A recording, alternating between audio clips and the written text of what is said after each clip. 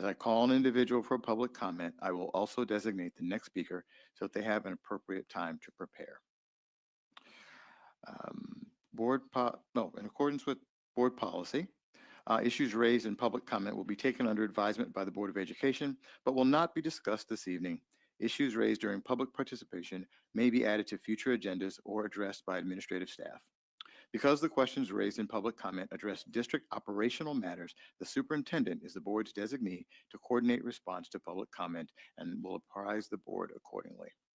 Board Policy 2142 encourages understanding and interaction necessary for responsible citizenship. The Board of Education seeks to create a learning environment in which, among other things, all families, students, teachers, administrators, and staff are welcomed, valued, and respected. As outlined in Board of Education Policy 2.230, individuals addressing the board should conduct themselves with respect and civility towards others. Individuals are free to express their criticism regarding decisions or policies, but the Board of Education expects that they refrain from personal attacks on our superintendent, Board of Education members, and administrative staff. At this point, I would like to welcome Michelle Peterson. And our next speaker after Michelle will be Dorothy Powers. Good evening and welcome. Good evening. Is this on? We're good? Okay. Good evening. I'm not from this district, but I come before you today as a mother, a former D1 athlete on a full-ride softball scholarship, and a U.S. citizen committed to truth and righteousness. Thanks to Title IX and to the courageous women who fought for fairness in sports, I earned the chance to compete at the highest level. But what's happening now threatens everything Title IX stands for. Last week, a boy competed in a girls' conference track meet here in your district. I'm not here to argue policy, but to speak truth. This is not just about fairness, it's about how we care for and guide our children. Genesis 1:27 states, God created mankind in his own image, male and female, he created them. This design is not random, it is divine. When we tell kids that they become something else, we don't affirm them, we confuse them. There are not only anatomical differences between males and females, but also hormonal differences that affect strength, endurance, and physical performance. These realities matter, especially in competitive sports where fairness and safety must be protected. As a mother of a son who was unlawfully groomed by a male teacher at age 15 and the teacher was 34, I know the impact of confusion and manipulation. After a 3-year legal battle, we secured the first precedent-setting unlawful grooming conviction in the United States.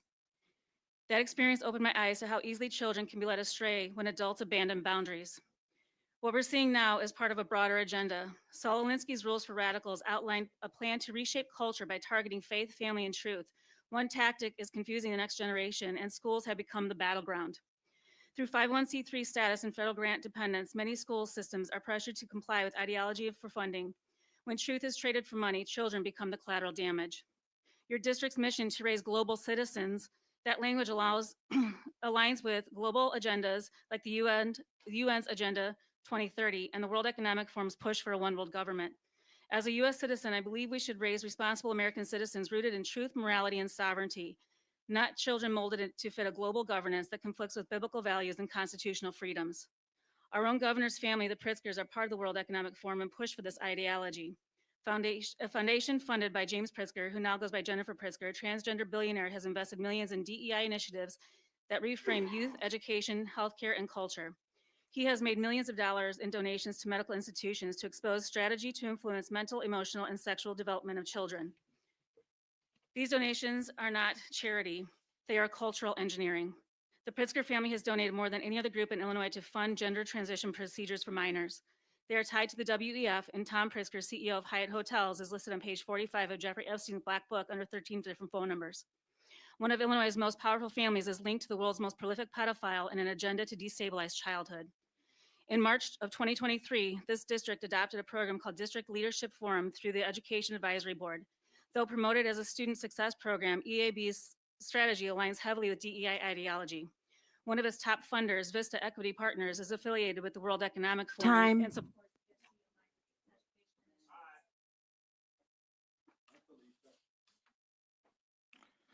Our next speaker will be Dorothy Powers, and Dorothy will be followed by Shannon Adcock. Good evening and welcome. Good evening. Thank you for having me. My name is Dorothy Powers. I'm the proud parent of 6 and grandparent of 7. According to medical science, what separates male and female is a complex process involving DNA, genes, and hormones. Typically, two XX chromosomes are female and one X and one Y are male. Anatomical sex is determined at about 6 weeks after gestation. Scientists know that anatomical sex is not binary. There are at least 14 viable combinations of X and Y chromosomes found in humans. Those who are not binary XX and XY are referred to as intersex. About 1.5% of our population exhibits intersex characteristics generally known only to them and their doctors. Intersex is not a choice. Humans like you and me, all of us, are born that way. The brain begins to take on a gender as gonadal receptors appear in the brain at about 25 to 40 weeks. In that 20 weeks or more, after sex is established, illness, trauma, or other events can decouple the sex of the brain from the already developed physical sex, anatomical sex. The point is that being trans or non-binary is not a choice, but actually a very common part of nature. It's been acknowledged by cultures and religions around the globe for centuries. What separates us is a chance of nature. Few dispute the important role of athletics in education and human development. The social aspect is a major component along with the development of competitive spirit. Illinois law mandates inclusion because it promotes personal growth and respect. It's not about politics. As I know, our personal identity is adversely affected when a student is forced to compete in a gender with which he or she does not identify. Education is a choice. America began providing public education in 1635. Will Naperville continue the proud American tradition of forward progress, or try to justify exclusion for those who are non-binary? Of course, I encourage inclusion, and thank you all, and thank you.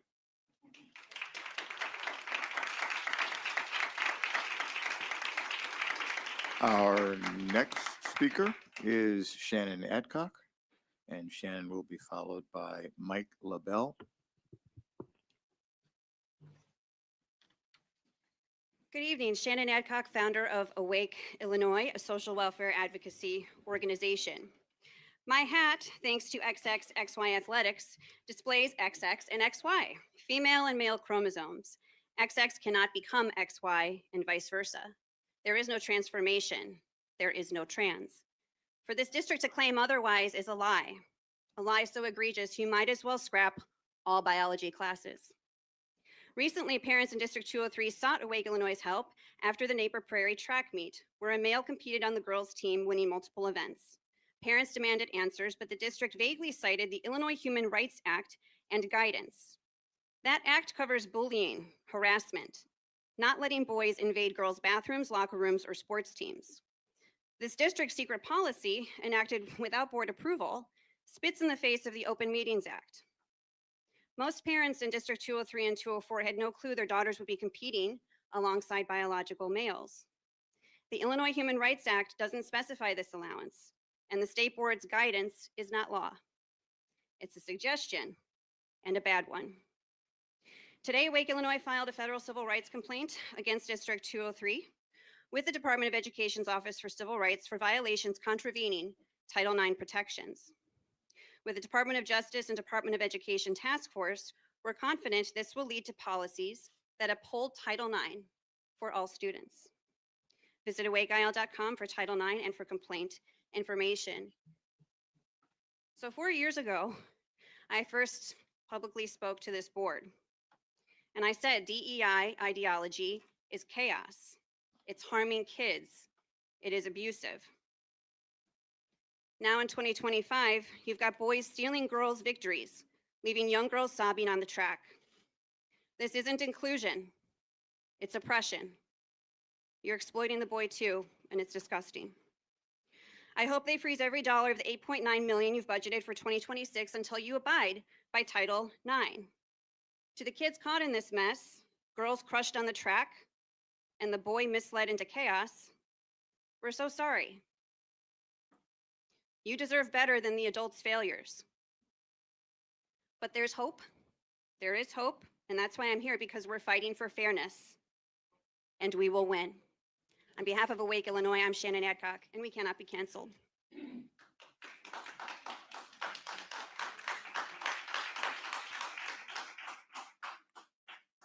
Our next speaker is Mike LaBelle. Mike will be followed by Doug McGregor. Good evening and welcome. Good evening. I'm Mike LaBelle. I'm a longtime District 203 parent. We're grateful for the service of many outstanding teachers and coaches, but also profoundly concerned with the priorities of the district leadership, as well as a subset of adults set on imposing transgender ideology upon our kids. I'm here tonight to address the recent events that were widely publicized regarding what was understood to be a biological male competing in a 7th grade girls track meet at Jefferson Middle School. I hold no animus toward the student and his family or toward students in similar situations, sincerely grappling with issues of gender during adolescence. However, I'm here to speak on behalf of families and to directly address any adults in positions of influence that are allowing this agenda to escalate and bear responsibility for its consequences. There are numerous reasons to oppose, the community should oppose the district's current path regarding transgender students participating in girls' sports, notably the following. First, it runs counter to federal guidance on Title IX, jeopardizing a portion of District 203's funding, which could therefore impact the broader student population. Second, it creates an unfair playing field for our daughters and can lead to related concerns around the safety of such spaces, including locker rooms and bathrooms. Third, with tacit approval from educational leadership, it perpetuates confusion amongst other students and can also contribute to elements of social contagion that have already been well documented. We're told this is a personal decision that only affecting one student, but it's now being coerced in a school environment upon our kids and our families. There is a very real scenario where this circumstance becomes even more widespread in District 203 across all levels, undermining girls' sports. These situations place feelings over reason and force other students and families to participate in something we all know is a lie. Parents know this and kids understand this as well. And finally, recent polling from Gallup, Pew, NBC, CNN, New York Times, all have consistently shown that between 2/3 and 80% of Americans support students participating in activities that match their biological gender. This is a mainstream view around the country, and Naperville 203 is an exception, or can be an exception, to where the families stand on this issue. I urge the district to change its course and also encourage families and fathers to stand up in good conscience and send a positive message in defense of our kids and girls' sports. Please do the right thing. Thank you for your consideration.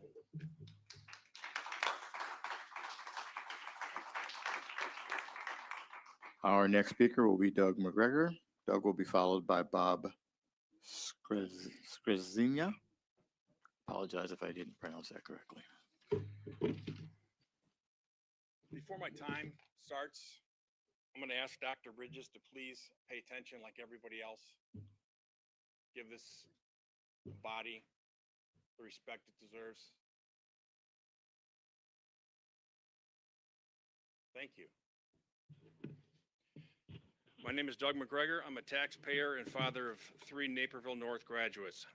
6 years ago, 203 hired Dr. Leaks as its new DI director. The primary goal, as evidenced by a presentation with graphs and test scores, was to close the black-white achievement gap. I met with Bridges and presented strong evidence that this had been tried elsewhere and failed miserably. He was uncurious and dismissive, so I asked him, "What are you going to do when this fails?" He said, "Then I should be fired." Many of us knew then the achievement gap was just a Trojan horse for DEI's real objective, pronouns and the radical LGBTQ plus agenda. The disgrace, I would like my time back if they're going to interrupt. The disgrace that happened on that track last week is now national embarrassment. It happened because, just like during COVID, you failed to lead, Dr. Bridges. Unfairness is an understatement. Naperville parents will spend literally tens of thousands of dollars on sports throughout their daughters' lives. Travel teams, coaches, summer camps, traveling to tournaments and meets, etc. And when their daughter steps up for her chance to win a state championship or medal, she'll lose to a biological male. That once-in-a-lifetime moment, gone because of DEI's political agenda. Gender-affirming care. How many people here know anything about it or where it came from? Is it scientific fact based on studies rigorously performed? Not a chance. How many people, again, I want more time if they're going to interrupt. How many people have heard of John Money and his preposterous theory about male-female development? Well, here it is. He believed that chromosomes and anatomy were irrelevant to the development of masculine, feminine identities, behaviors, and interests. Instead, he believed that children get those traits based on how they are treated in the first years of life. Thus, male and female traits are socially constructed, not innate. He coined the term gender identity in 1957. This is the theory that Dr. Leaks is using to shape district policy that put that boy out on the track last week. Not science, not biological facts, that babies are born either XY male or XX female with trillions of cells stamped XY in boys, XX in girls. There is no gender spectrum. It's just a made-up theory dreamed up in a studies department on a college campus somewhere like this one. In the late 1980s, academics, including Judith Butler and Susan Stryker, established the disciplines of queer theory and transgender studies. Like Money, they believed that gender was nothing more than a social construct used to oppress racial and sexual minorities, and they denounced the traditional categories of man and woman as a false binary that was conceived to support the system of heteronormativity, i.e. the white male power structure, and that had to be deconstructed. Transgenderism was the ticket. They argued that if men can become women and women men, the natural creation could be Time. toppled. I've got a couple more seconds. Sir, time has been called. Time has been called. I'm here to collect Dr. Bridges. The report card is in the Sir. scores have gone down. You should be fired. Sir, your time is up. I was interrupted.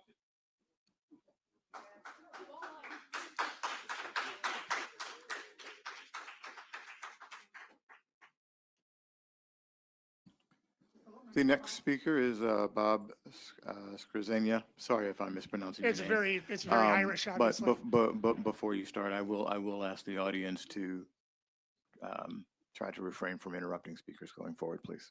Okay.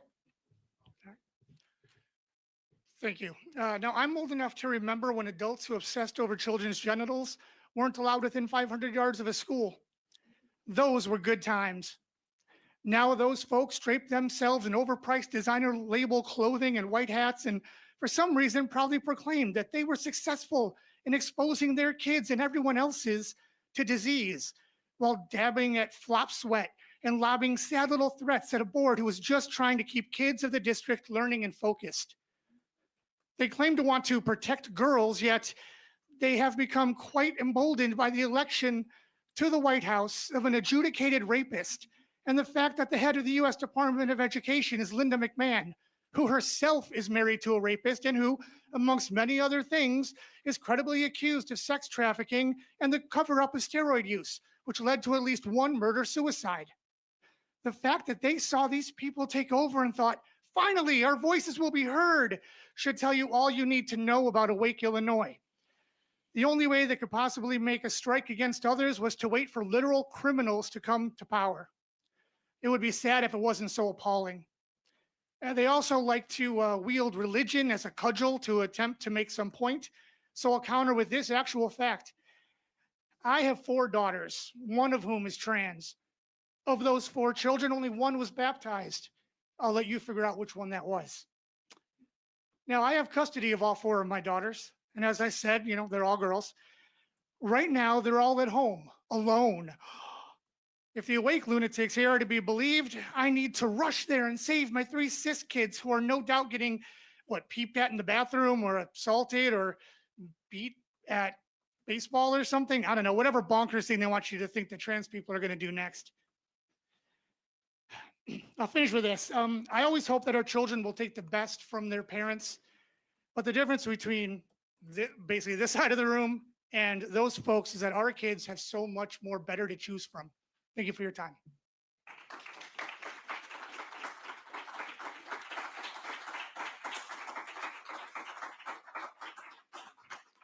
Our next speaker is Andy.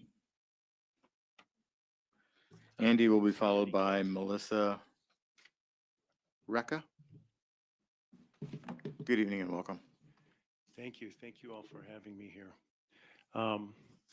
Love the trans. Respect the trans.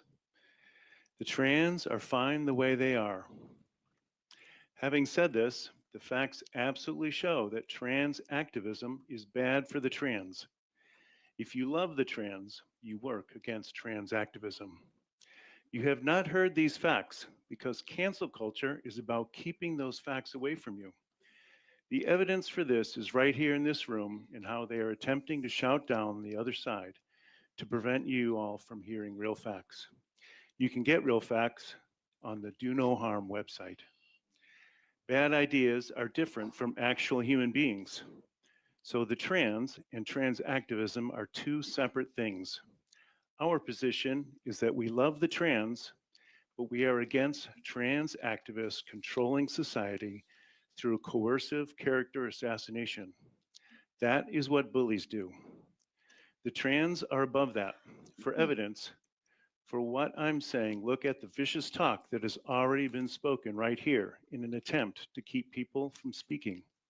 That is coercive character assassination, otherwise known as the language of bullies. This is why they are wrong. If they were right, they wouldn't be speaking so nasty. They would just explain the facts. If you love the trans, then you get all of the facts from both sides. Put your emotions, prejudices, and even the feelings of your friends to the side, and with your mind only, come up with a plan for what is the best thing to do to help the trans. The trans activists have not done this. Their policies are based on their emotions only.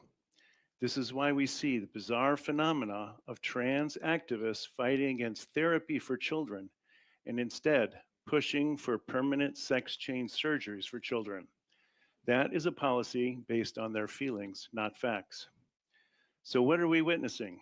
This entire movement is about keeping less than 1% of the population and their allies from getting bad feelings, while simultaneously traumatizing the feelings of a group that is 50% of the population, biological females.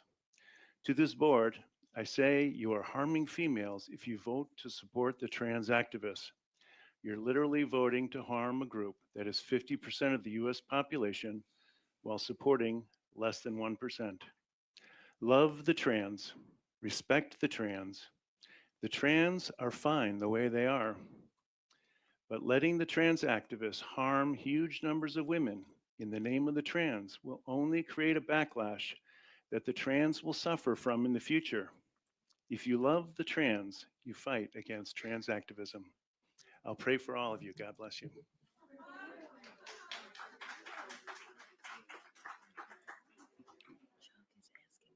Our next speaker is Melissa Recca. After Melissa, we have Jennifer Robinson. Good evening and welcome. Good evening. I've been a District 203 community member for 27 years. I worked in the district on and off for most of those years while raising my two sons, who are both proud Naperville Central grads. I also enjoyed time volunteering in their schools. My ties to District 203 are wide and deep and have been a significant part of my life. I'm speaking here tonight in support of the district and to explicitly call out something that I have always found District 203 to do exceptionally well. Something I had the opportunity to learn over and over again during my career here. And that is, effective education requires relationship. Whether your students are 3 or 43, the quality of your relationship directly impacts your effectiveness as an educator. Students of all ages, and adults too,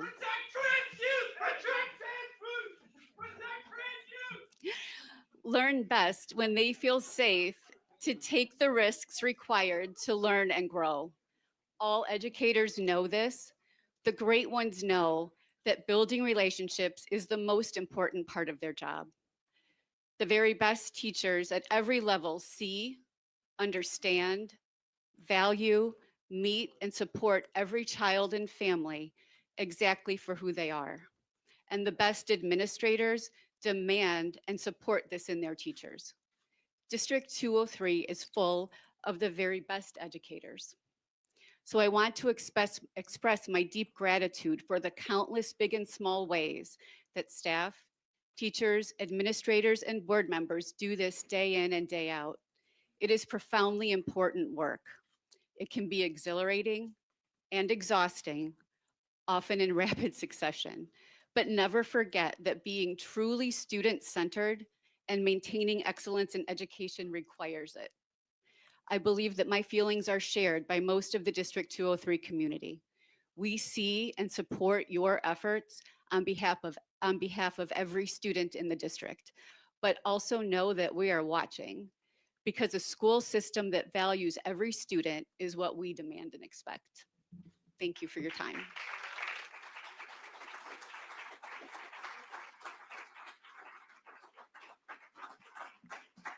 Our next speaker will be Jennifer Robinson.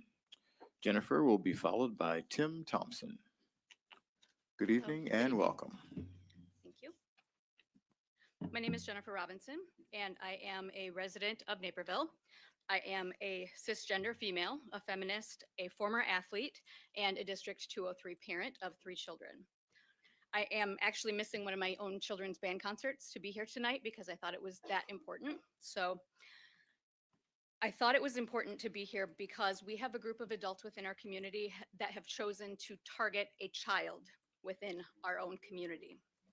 We have a group of adults within our community that have chosen to identify publicly, record without consent, dox, and target a child within our community. And that should be wrong regardless of your politics. That should be obvious, and yet here we are. Since I am missing that band concert, I wanted to take a few minutes and just thank the 203 School District and the 203 School Board for teaching our children how to coexist with people that are both alike and different than we are in order to be global citizens. I wanted to thank you to continue following the state law and for supporting all of our students, especially for those whose simple existence puts them in the crosshairs of a group of people that for some reason cannot seem to find peace within their own hearts. Thank you.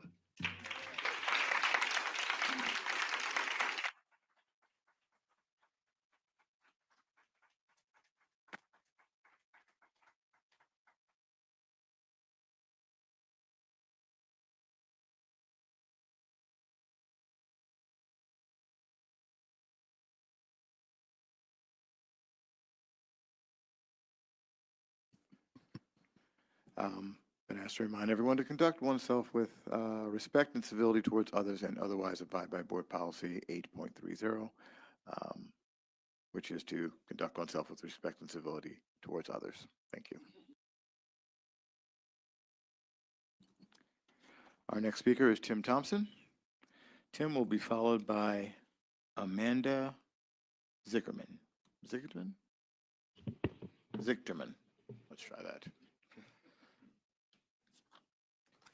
Good evening and welcome. Hello, thank you. My name is Tim Thompson, and I'm a taxpayer and father of 2. Well, here we are again.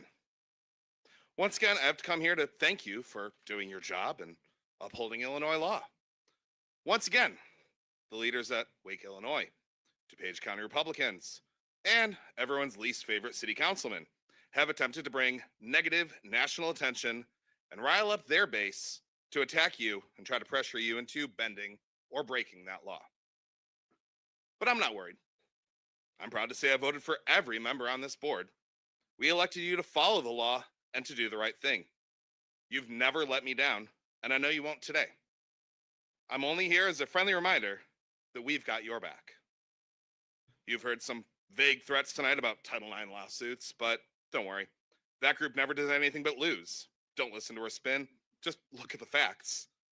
Not that any of this is surprising. This is just another in a long list of ways that they're attacking and devaluing public education. To anyone out there watching, don't be fooled. It was never about a race, and it was never about an athlete. This is an attempt to further marginalize a group and tell them that they don't belong, that they aren't good enough. The message is clear. If you dare to be different, if you look differently, think differently, or feel differently than them, they won't accept you. They'll use our public leaders to paint a target on your back and set you as an example to make others terrified to step into the light. But one of the things I love about this district is its inclusivity. Don't let them take that from us. As always, thank you for all you do. On behalf of all reasonable thinkers, my name is Tim Thompson, and as always, challenge accepted. Thank you.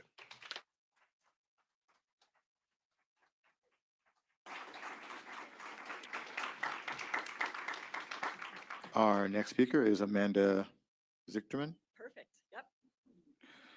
and Amanda will be followed by Beverly Trafton or Trapton. Good evening. My name is Amanda Zigterman, and I'm a parent of 2 District 203 students, one at Lincoln and one at Central. Today, I speak to you in support of transgendered students and transgendered student athletes. I am proud to live in a state that protects a student's right to participate in sports that align with their gender identity. I thank you for supporting and following this law. Other parties will tell you that they believe this is a disservice to our cisgendered students, and especially our female athletes. As the parent of 2 students in the district, and as a woman, I reject the notion that allowing transgendered athletes to participate in sports is detrimental to our students. Losing a race is disappointing. It is okay for our students to experience disappointment. We cannot protect our children from all the disappointments in life, but we can encourage them to develop resilience. This growth mindset will benefit them in numerous situations. If we truly want to protect our students, all of our students, we will work to address the issues that currently threaten them: bullying, drug use, school shootings, global warming, human trafficking, and loss of bodily autonomy, to name a few. The use of a student's image, likeness, or name to further a political agenda is abhorrent and unacceptable. Essentially, it is bullying on a local and national stage by adults who should know better. To the students and families who are being targeted, I am so sorry you are experiencing this hate. I applaud you for living as your authentic self, and I support you in your right to participate in any and all activities you desire. Like many of the parents and members of your school community, I stand with you. You are not alone. Thank you.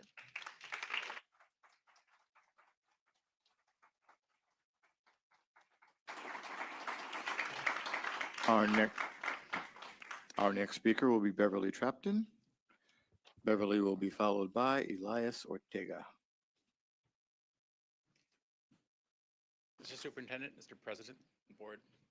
My name is Beverly Trafton. I've been a Naperville resident for about 28 years. My child went through Naper Elementary, Washington Junior, and Naperville North, and it was a wonderful experience. I know of your District 203 has been the envy of Illinois, and honestly, it's one of the best districts in the United States, and I appreciate the efforts to make it so, and I appreciate the more efforts to continue along that path.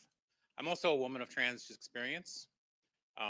I can tell you just a little bit of personal testimony that being trans is even in the best of circumstances, with a lot of support through parents and family and friends and schools and all kinds of social things. There's a lot of trauma involved. There's a lot of trauma in the best of all examples.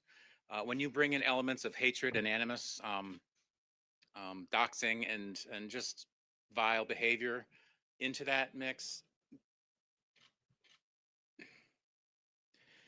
the trauma gets extreme. And you've always in the past focused on the students. Parents are all well and good, but we care about the kids, and we care about all the kids. And I just wish that you would just continue your practices along those lines and take care of our kids. Thank you.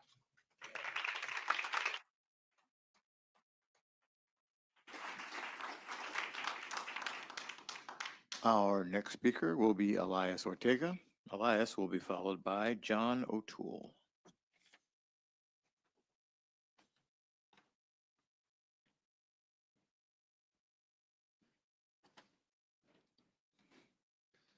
Good evening. I am Dr. Elias Ortega, President of Midville Lombard Theological School in Chicago, Naperville resident, taxpayer, and I support our transgender students and King. Their existence bear witness to the courage and bravery to those who understand that they need to claim their full humanity in the face of those who hate it. I am speaking also to you as a parent in this school district. One of my teens is a track athlete.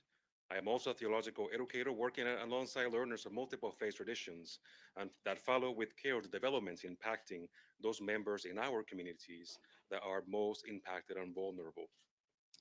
We're also committed to understanding that bodily autonomy is a human right. As a person of color, through all my life, I have experienced the harassment by police authorities because of the color of my skin, dismissals and undermining in context of learning and employment because of my accent, or the assumption that I was an affirmative hire in spite of my achievements. Over my time as an educator, I have seen improvements and greater access brought about, broader conversations of inclusion, equity, and diversity.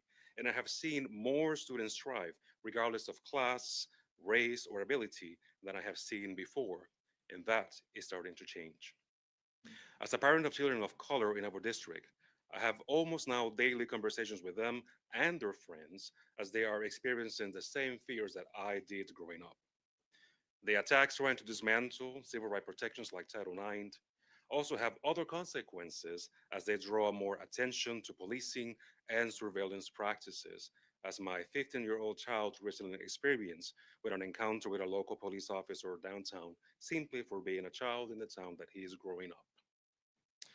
I think that it is not only irresponsible, but I also think that it is a moral failure to use our children as cheap in a political game for ideologies that are based in fear and coercion.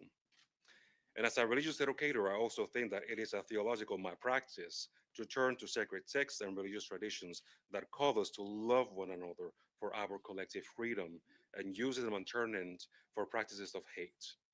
What I hear when we are attacking Title IX is that the life of my children, my life, and many others of us who are the margin are not valued in this time and in this town. And that is worrisome. I exist, my children exist, trans children exist. It is also the adults to figure out the work that we need to do in these times for their protection and their safety, and not only for the children today, but for their children, so that we can all thrive.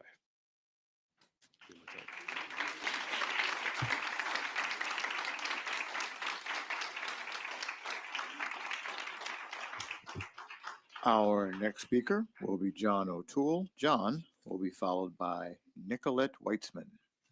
Good evening. My name is John O'Toole. I'm speaking tonight as a father, a neighbor, someone who believes in everything the child made in the image of God. I'm here because a junior high trans girl, a beloved child of God, is being pinpointed.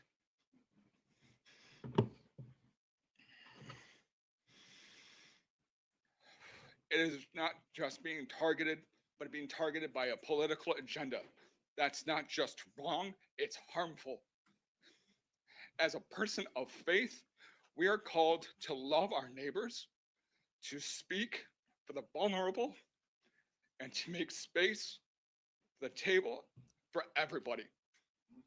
That includes trans kids. Kids should be able to show up as their full, true selves on the field, in a classroom, in their communities. Sports are about a teamwork, confidence, and belonging. Every student deserves that chance, including our trans students. This is not about politics. This is about people. This is about a child who just wants to play with her friends and be accepted for who they are. We should be working to lift that child up and protecting all students, not single them out for harm. Trans kids aren't up for debate.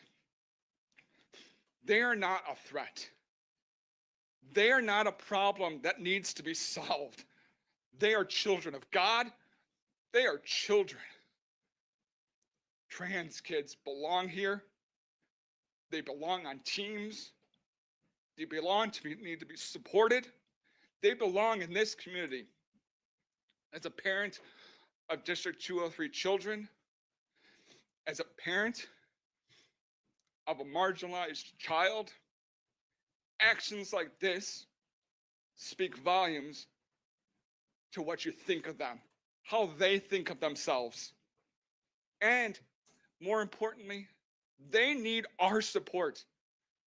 They need not our silence.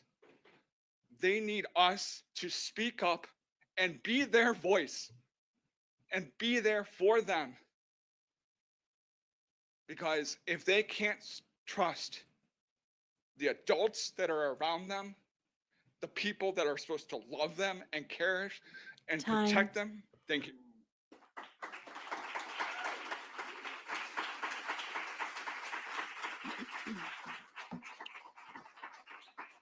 Our next speaker is Nicolette Weitzman. Nicolette will be followed by Diana Torres Hawken. Okay, I'm not an elegant speaker. I am just a mother. I've lived in Naperville for 40 years. I had 3 sons. They went to all the Naperville schools. That's why we came here, good schools. My oldest son works for Ford Motor Company. He's in cybersecurity.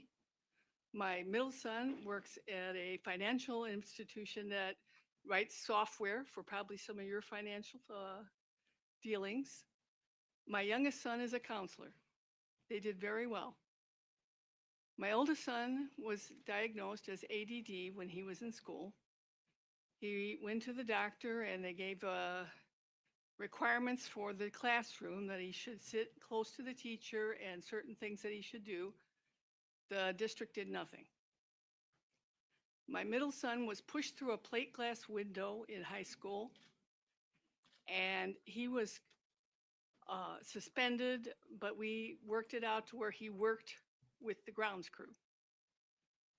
My youngest son was bullied so bad that he may have committed suicide, and that's why he got into counseling and how he got in there. I just hope that even though they did have some difficulties in the school, and I know this was a long time ago too, I know you've done much better now in helping these children. I just want to say that I hope that you do the right thing with this new situation. Let the child play. Thank you.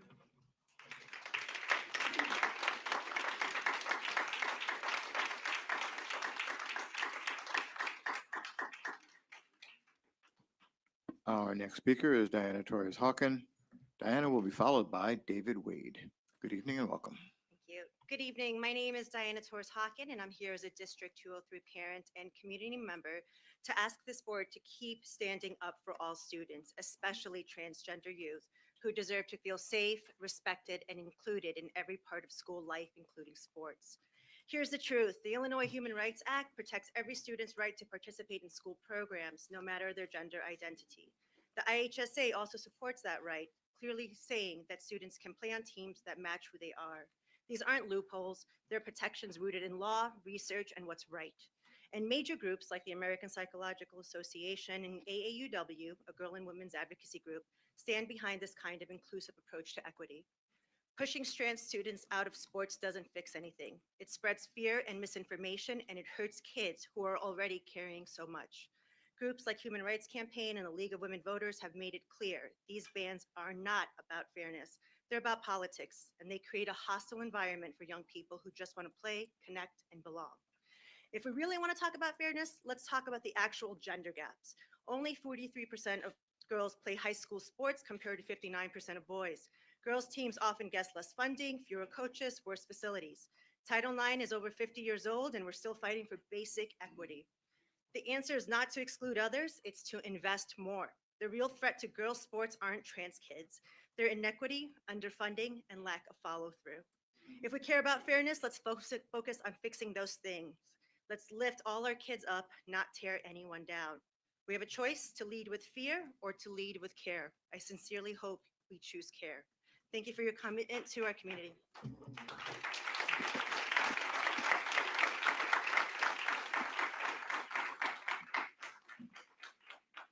Our next speaker will be David Wade. David will be followed by Ava Genevieve Scarborough. Good evening and welcome. My name is David Wade. I have students in District 203 schools. Well, I wrote a whole speech about this tonight and wind up trashing most of it in light partially what I'm hearing. Let me just say, nobody wants to harass anybody here. Nobody wants to disenfranchise or harm or negatively impact anybody. What we do want is to ensure basic fairness for our girls.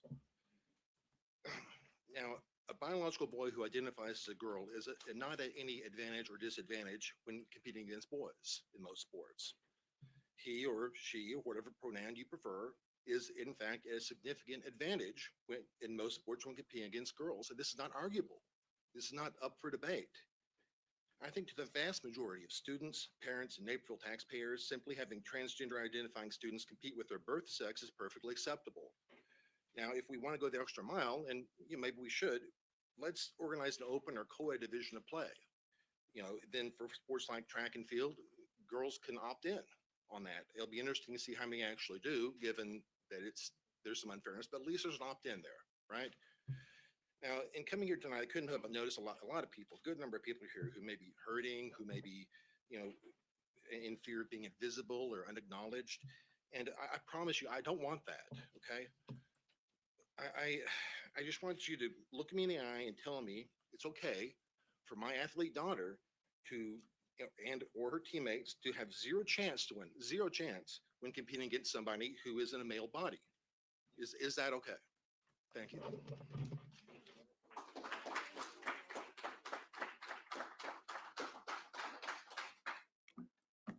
Our next speaker will be Ava Genevieve Scarborough. Ava will be followed by Jason Copeland. Good evening and welcome. Thank you. Thank you very much. I'm Eva Genevieve Scarborough, a very out transgender woman and a member of the Naperville community for the past 10 years. Born in the early 50s to a father who was a nuclear chemist and later to be a deputy director of the mass spectrometry lab at Argonne until Alzheimer's ended that career far too early, and an English major mother who in her time here served several years on the library board. And I moved here to caregive for her in her final years and decided to stay on. It turns out that my birth doctor and they didn't see the whole story about me at my birth, but only an inappropriately plumbed book cover stamped with an M. It took me the better part of 50 years to understand I'm not an abomination, freak, or horribly broken as I had been led to think in those years. And then by a fundamentalist church, the moral majority, the media, movies, ignorant political mumbo jumbo, even though I tried to comply with those beliefs. In 2006, I came out, and then 4 months later, I began to volunteer with an organization in Los Angeles, which, as part of the LA City School District, hosted an annual LGBTQIA youth event called Models of Pride. Oh, the wonderful energy and freed spirits of those young folks finally having a safe space to open up without being judged by foolish dogmas and ignorant bigots. Those events confirmed in me the rightness of my transition. I am a follower of Christ too, since May 4th, 1980. The Bible tells about St. Paul, who said in the context of sexuality and gender, let's look at nature and see what it says. And then made some terribly incomplete observations and came up to a came to a horribly wrong conclusion. He lacked the scientific method and the necessary tools to do a true in-depth observational study. But the canon many fanatics still adhere to remain stuck on that same old trope. And it has been taken up by known and locally active hate groups like our detractors who think it proper to expose a targeted minority group of our youth to derision, bigotry, public shaming, and very possibly violent harm to follow. This is a very dangerous and irresponsible thing that they unleash in our school districts. I believe you are all painfully aware of the risks of allowing it a scholastic foothold. I stand here to thank you and praise the Naperville School District and you, distinguished board members, tonight for continuing over my past 10 years of being an observant Napervillian, your continued support for all our youth and creating a clear and positive path for each student to fully participate in all scholastic activities in appropriate ways for them to feel whole and accepted. You here in District 203 rock.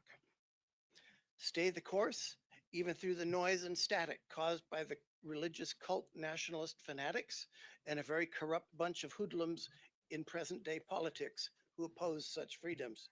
Thank you, and may God keep blessing your efforts.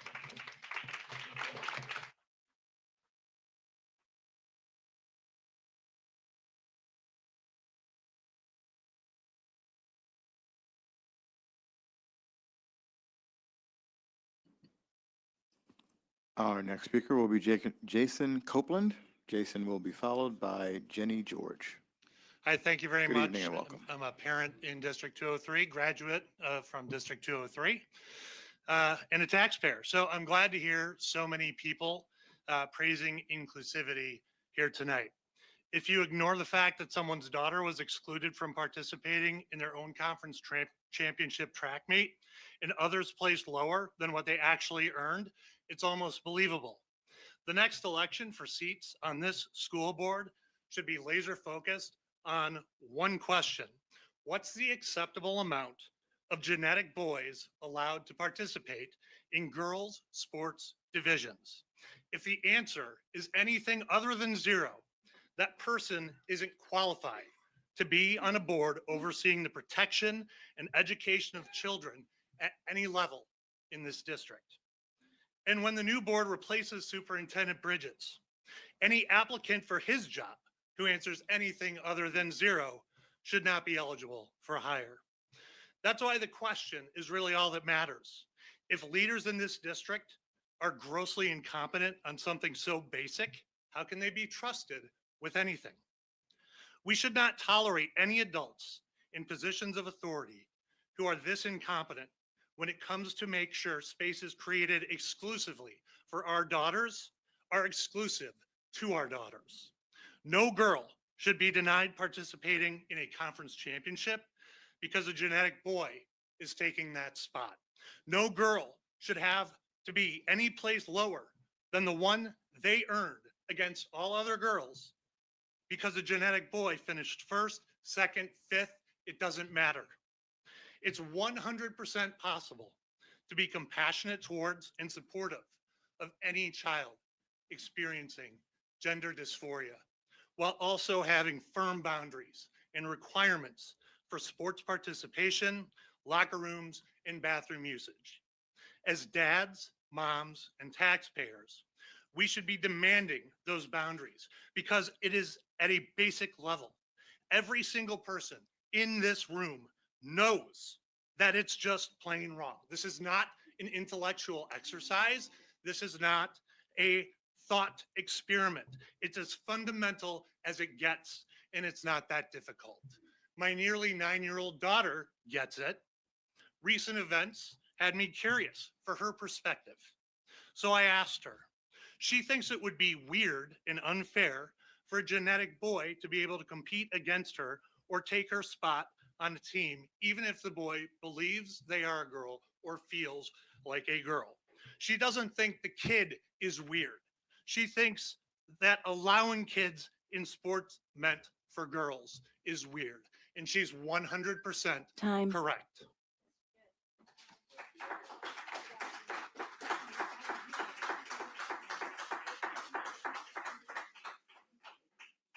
Our next speaker is Jenny George. Jenny will be followed by Anne Marie Tomic. Good evening and welcome. Sorry. Good evening. My name is Jenny George. I'm a longtime parent in the district, and I'm here tonight to advocate for the protection of female sports and female-only spaces for the students in this district. As I understand, we have a young man in 7th grade who has decided that he wants to compete on the girls' track team. Instead of helping him understand that he's not a girl and can never be a girl, the district has decided to allow him to compete against our female athletes and steal their spots and medals. To any sane person, this is wrong. But for some reason, the district not only allows it, but encourages it. You're not only trampling on the rights of female students and putting them in danger, you're putting this district at significant risk of lawsuits and a loss of $9 million in federal funding. And all for what? So boys can dominate girls and erase their athletic accomplishments and their rights to privacy? You're basically saying to every single female student in this district, you will undress in front of boys if we tell you to. You will compete against boys if we tell you to. You will sacrifice your own rights if we want you to, and you will like it. And if you don't, you can be the one to go to find a different place to dress or find a different sports team to compete on. You're telling the girls in this district that they must submit to the whims of boys. Personally, I think it's sick and depraved. Now, sincerely, I want every single student in this district to have access to athletics, including every transgender student. There's an easy fix to all of this. Create a separate locker room and a separate bathroom and a separate sports category for transgender students. Or, like a previous speaker said, an open category that anyone can participate in. The other option is you require every athlete compete in accordance with their biological sex. Let me just give you a personal anecdote to show the disparity between male and female athletes. My son is a high school track athlete. He runs 3 events, the 3200, the 1600, and the 800. He ranks 321st in the state among all boys in the 3200. In the girls category, he would be number 1. In the 1600, he ranks 311th among all boys in Illinois. He would rank number 1 in the girls category. In the 800 meters, he ranks 365th among all boys. In the girls category, he ranks number 1. Your job is to represent every student in this district, but you have turned your back on half of them. Put aside your political ideology and your political aspirations, please. This is not about Springfield. It's not about J.B. Pritzker, and it's not about Donald Trump. This is about protecting our female students. Women's sports exist to offer a competitive space for female athletes. When males enter those spaces in competition, it is women and girls who are pushed out of races, out of records, and out of recognition. This is not progress. This is a huge step backward. Thank you.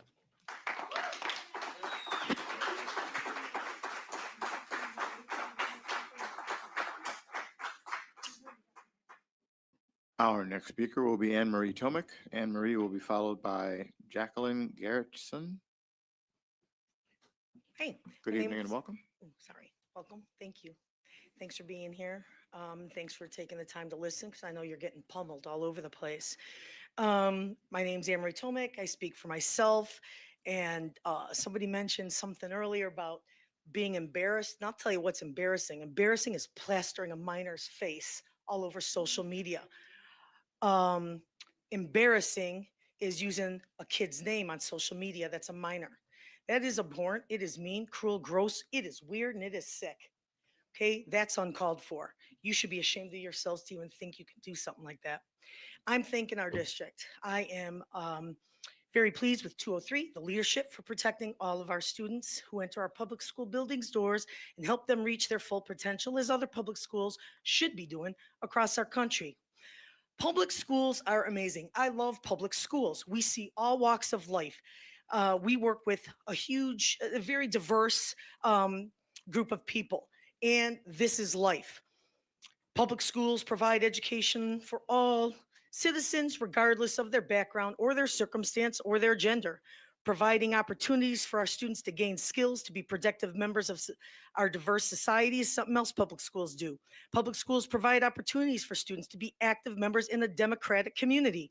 Public schools provide students with the foundation and skills to pursue college, trades, entrepreneurship, military, the workforce in our changing world.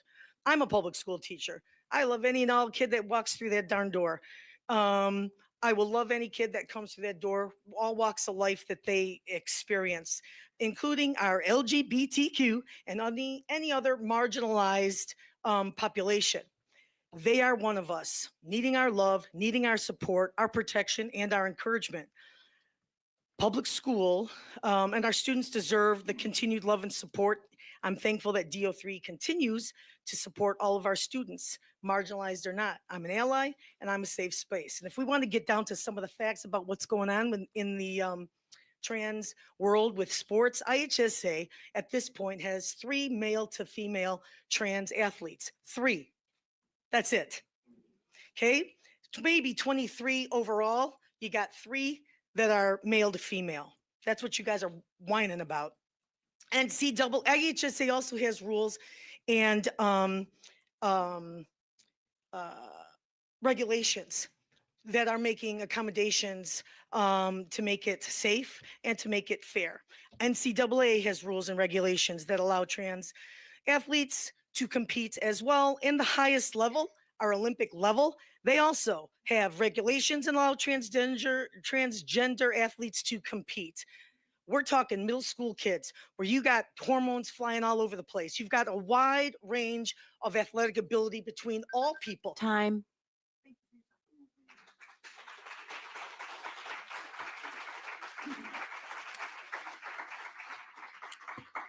Our next speaker will be Jacqueline Garrettson. Jacqueline will be followed by Elizabeth Lynn Himmelman. Good evening. My name is Jacqueline Garrettson, and I stand before you not as just as a concerned citizen, but as someone who grew up here in District 203. I walked the halls of Kingsley Elementary, played at Riverwoods, learned discipline and drive at Madison Junior High, and carried the Red Hawk spirit throughout Naperville Central High School. This community shaped who I am. It taught me values, common sense, fairness, and the courage to do what is right, even when it is not easy. But that Naperville, the one that many of us remember, feels like it's slipping away. Just last week, a young boy competed against girls in a track meet, and he dominated. I want to be clear, I do not blame the boy. He is a child, following the lead of the adults around him. But I do hold those adults accountable, those who know better and say nothing, those that have traded truth for fear and leadership for silence. This isn't a debate about inclusion, it's the truth about fairness. Title IX, the landmark federal civil rights law passed in 1972. It prohibits sex-based discrimination in any school or education program receiving federal funding. It was enacted to ensure that girls and women have equal access to educational opportunities, including athletics. Title IX is not just a box to check or a footnote in history. It's a binding legal promise that girls would have a level playing field and a fair chance to compete, win, and pursue their dreams. That promise is being broken here in District 203. When a biological male competes against girls, it undermines that law and everything it was meant to stand for. It steals podiums, scholarships, and sends a message to every girl that her effort, her training, and her sex can be erased for the sake of avoiding controversy.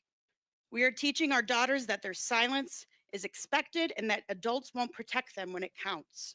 So I ask you, where's your courage? Where are the women leaders, the fathers, the coaches, the educators, and board members? Who will speak up for the girls? If we can't stand up for fairness in something as foundational as school sports, what else are we willing to compromise? This isn't about hate, it's about justice. It's about the quiet girls with scraped knees and big dreams who are watching adults twist themselves into knots to explain why they no longer matter.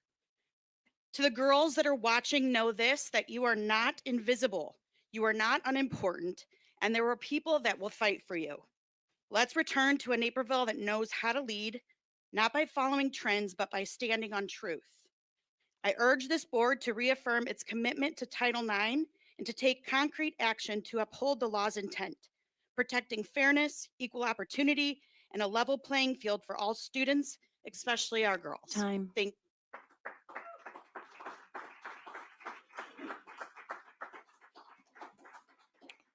Our next speaker is Elizabeth Himmelman. Elizabeth will be followed by Liz Campbell. Good evening and welcome. Good evening, thank you. I am a Naperville resident. I'm a pastor in this community, and I'm a parent of a 7th grade student on the track team at Lincoln Junior High School. Both my child and I support full inclusion for transgender students in every aspect of our schools, including sports.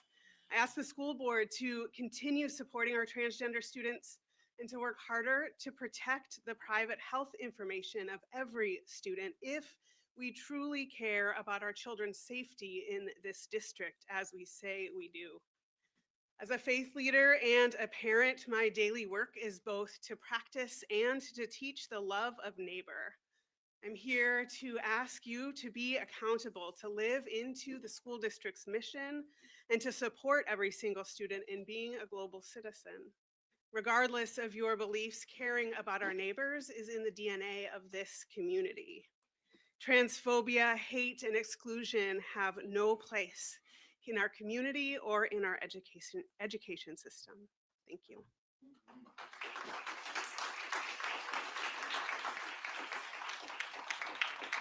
Our next speaker will be Liz Campbell. Good evening, Liz will be Board, followed by, Superintendent. Donald R. Zaniger. All right, I'll start All right. again. Good evening, Good Board, evening. Administration, and community. I stand here for one reason and one reason only. I didn't know that we were going to have all the engagement tonight. I came on behalf, I've been a sub in this district for 28 years. And I come here because those Elmwood students that love me and love my different self is here, and I intentionally bring my culture to them every day, and they love on me. So to the fellow school board members, some of you guys know, to the principal and to those students that came, I came to support them and tell you about all the good things that I know, because I mostly sub at Elmwood, because the love is just so much that when I come in there and get the hugs that I just teared up in, because I hadn't subbed in a long time today, that I was so emotional. I said, that's it for today. Now I said, I got to come back on Friday to have the excitement, about, when we having just play day. And so I just come to tell you about all the great work that I hear in the district, but I'm just sitting in on Elmwood and all those beautiful kids and how they came.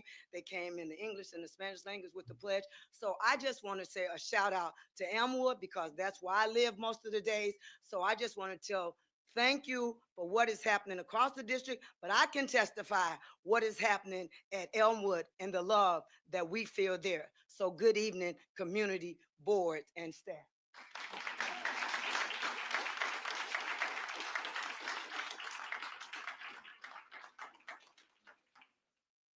Okay, our next speaker will be Donald Zaniger. Pretty close. Donald, I'm trying, If you man. speak German, you can't Don- pronounce it. Donald will be followed by John Higgins. I'm Donald. Good evening and Zeininger. welcome. I'm a lifelong resident of Naperville. I was here when there was Ellsworth, Naper, and Washington. That was it. 2 different school districts. I taught my entire career in this district. This district as a junior high school math teacher. You have done an extraordinary job of having a policy and having your administrators execute it and your teachers deal with it with the individual children, your bus drivers, your school nurses, your school secretaries, treating all of the children, not just those that are most gifted, but those on the edge, those who most need you. In the last 4 years of my career, I had 3 children who in elementary school had tried to commit suicide. You have to have a situation, a policy, a program that treats all of the children. It's not one versus the other. It's about all of them. My career was not just about teaching the most gifted, but those the most vulnerable. And that is what you must continue to do. I know there have been a lot of people here suggesting that that's not possible. It's difficult, but it's not impossible. You must proceed every day, every year, proceeding to do that for all of the children, the most gifted, the most vulnerable.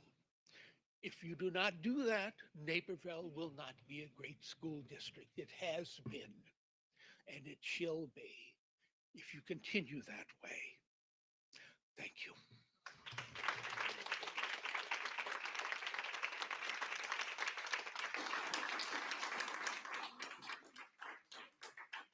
Our next speaker will be John Higgins. John will be followed by Peter Schulman. Good evening and welcome. Good evening, members of the board, Superintendent Bridges, especially to the new members of the board. Once more into the breach, dear friends. Welcome to a difficult concept and different issue to talk about. My name is John Higgins. I'm a member of the community here in Naperville and also a taxpayer. I have 2 students in the district and elementary school. I'm here tonight because I'm concerned about a lot of the issues that people have spoken about. I'm a father. I have a daughter. And I understand a lot of the concern about it. I understand a lot of the things that people come here and they worry about what's going to happen with their daughters. And at the same time, you need to address what that fear is, what that fear is based upon. I'm a trained attorney, been an attorney for 32 years, and I like to look at the premise of people's arguments. Look at what it's based on. The fear you're hearing tonight about transgender students is that there's just thousands of them and they're going to invade girls' sports. The truth is, there are more kids that have gotten measles in West Texas than there are transgender students in this whole godly country. And they're not going to invade anybody's sports. They're not going to take much from them. That's the truth. But what is it based on again? You'd like to, some of the people in the community and some people outside our community are here, most of them, including the person that's filed the Title IX complaint, and not from our district. And so they're bringing their outside influences to our district. They don't belong here. They don't pay taxes here. But what is it based on again? They don't want to attack the kids because that would make them monsters and that's not going to get them anywhere. So they don't want to attack an LGBTQ kid and they're going to say, oh, I love the kid and I don't want to hurt the kid. Of course, if you go on Awake Illinois' Twitter feed, you'll see a whole bunch of posts from people that dox the kid, have the kid zoomed in on their face, and they retweeted it and liked it, but they don't want to dox the kid. They don't want to hurt the kids. Sure, got it. What it's really about is fear. Again, LGBTQ, fear. A lot of that is based on their particular biblical style of life. Some people believe in it, some people don't. As a public school system, we don't follow any particular religion, but really they don't want LGBT kids around. They don't believe that they exist, especially trans kids. They don't believe it. That's what they've created because that's the only way that they can get around it in their biblical view. So what created it? It's not the kids' fault because they're just kids. What created it? Well, really, it's all of you. And teachers' unions, and teachers and really rich Democrats. Time.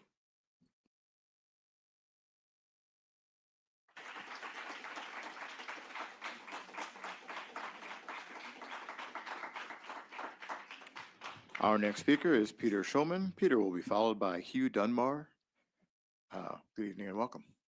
Good evening. My name is Peter Schulman. I'm a 35-plus year District 203 resident and a taxpayer, and I'm a product of public schools. Naperville community, I'd like to acknowledge and thank the board for the time and effort that they give to the school district. Naperville Community Unit School District 203 has been teaching and supporting its students at a level commensurate with that of the top schools in Illinois and many other states for that matter. Quality education is not cheap. You get what you pay for, but District 203's cost-benefit ratio annually bests its academic rivals. It is a true value. Naperville is not the same as it was 35 years ago and more, and neither is the school district. District 203 has seen greater change, notably the diversity of its student body more in the last 20 to 25 years than the preceding 80 years. To continue giving its students an education that would keep them competitive in the changing times, it recognized the need to diversify its programs and methods to serve a more ethnically and racially varied student body. Do better to ensure equal treatment of all and include everyone regardless of their gender or orientation. Yes, DEI. The three letters that some people want us to think is really a four-letter word. Change is difficult, especially for concepts that someone has no education or background to comprehend, or is adverse to critical thinking, credible science, and medicine. It's then their nature to resist it instead of trying to learn and understand. There is a minority in town that wants Naperville and schools to go back to a time when it virtually had no racial or ethnic diversity, a town that for 80 years was a sundown town and when homophobic slurs were openly used. These people, led by Awake Illinois, are an anti-government group, some say a hate group. The internet gives them and their supporters a voice and appearance far greater in size than reality, and often anonymously obscures their out-of-district or out-of-state residency. They make unsubstantiated claims, promote old tropes and conspiracy theories, and generally just spew hate. They are merchants of fear. They are not representative of Naperville. They claim that they want to protect children, yet Awake Illinois and a city councilman publicly identified and outed a minor child. They are here to threaten and extort the school district like they have done to others in the state. Awake Illinois is a bully in sheep's clothing. As educators, administrators, and board members, you are familiar with bullies, their tactics, and the damage that they do.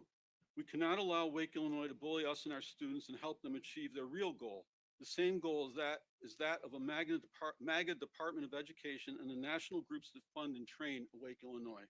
A goal which is not about educating and protecting children, but about the demolition of public education and control of our public schools with a curriculum that is steeped in radical Christian nationalism. District 203 has a history of doing the right thing, and its graduating students are proof. Now is the time more than ever for District 203 to stand tall for its students. Thank you.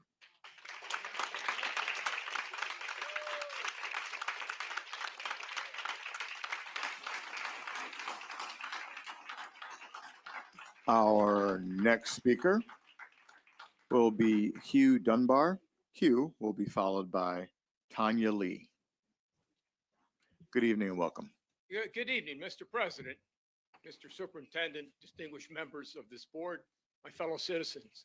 I'm here tonight to represent common sense. I'm a resident of Naperville, proud American, and I just paid my first installment of taxes, and lo and behold, as always, the largest amount of my taxes goes to the school district.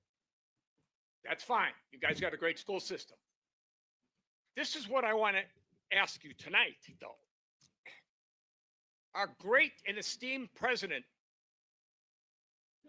I can't even say his name, it's so wonderful. Donald J. Trump has passed an executive order, has signed an executive order banning males in female sports. Now, that is taking place at the federal level. It's coming, ladies and gentlemen. It's coming here. As blue as this state is, and as blue as you are trying to make Naperville, it's coming. So I implore you as a taxpayer, please, common sense, turn this foolishness away. Transgenderism is a social contagion. It's going to come back, and it's going to cost us, my fellow citizens, a lot of money to fight history, because it is changing. Those of you who think that you can become a man can become a woman and a woman become a man, sorry to break to you, I represent common sense. That's impossible. And the doctor does not assign anything at birth. God assigns it at conception, folks. And that's the way it is. And you can't change that. Now, you can condemn religion, you can condemn people that don't agree with you, but take it up with him on Judgment Day, because this is stupid. Out and out stupid. Have I made my point? So that being said, Say it again. That being said, our great and esteemed president, Trump 2028, has gotten, well, he's a dictator, he can do it, has gotten this done. And you are going to pay the price with our money if that's our expense. So thank you for the work you do, for being here tonight, but let's get with the program, folks. Let's get with the program. MAGA.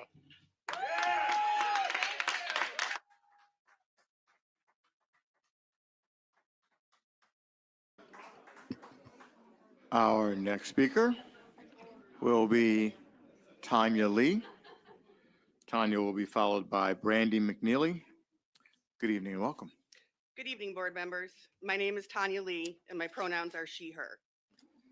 I am the chair of the Parents and Caregivers Advisory Board for Trans Upfront Illinois.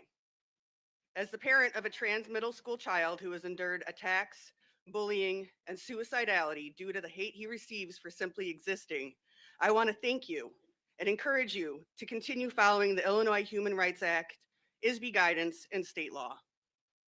During a time when attacks on trans kids, ranging from locally to federally, are on display constantly, I look for the good news to share with my kid. Stories like school districts enforcing the rights of their trans and gender nonconforming students. Stories of folks showing up to all sorts of school board meetings like this to defend and support these vulnerable humans who so badly just want to exist in peace. We need more stories like that. These kids need to see that there are still plenty of adults out there who are willing to do the right thing.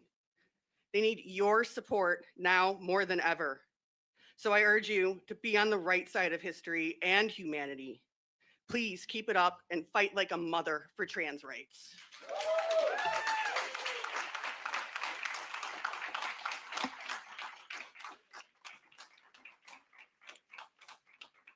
Our next speaker is Brandy McNeely. Brandy will be followed by Quinn Champ.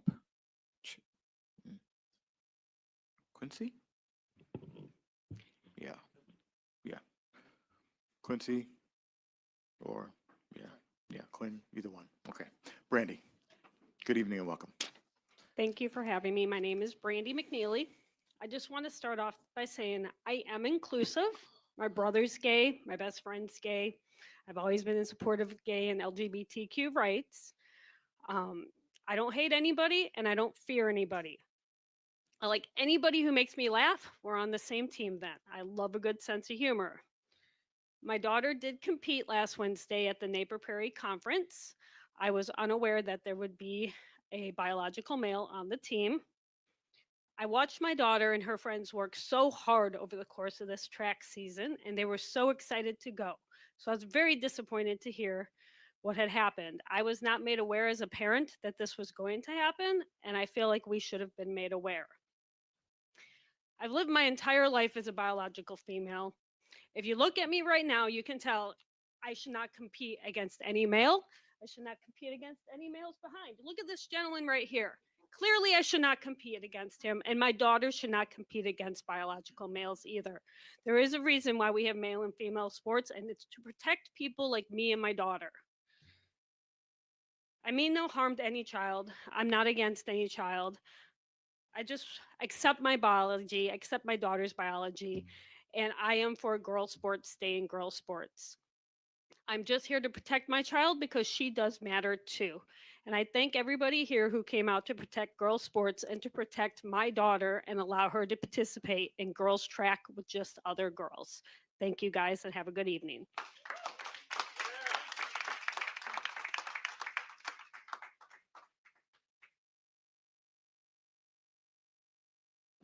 Our next speaker is Quincy. Hello, Quincy Crump. Thank you so much for giving me the time to speak. I appreciate everybody on this board and everybody who's taken time out of their day to have this very long meeting. So thank you. I've been in the other room and I've been listening to the comments that have been said here tonight on both sides, and I'm just very concerned by the lack of compassion I'm hearing for this child whose safety has been put at risk by being doxxed, by having her face and her information put out there because someone didn't like her being with the other girls. And it's just such a shame to see so much hatred within and without this great community. I admittedly am not from here, but I do spend a lot of time up here, and I just have a lot of concern for the trans kids in this school district who are seeing what these adults are saying about them and about their peers. And also the cisgender kids who are seeing this too and are thinking that this kind of hatred and bullying and behavior is okay. And I just have a really deep concern for all of these students seeing this kind of thing go down. And I really hope that you guys will continue to support all the students here, whether they are transgender or cisgender, as they all deserve the same education and the same opportunities. Thank you.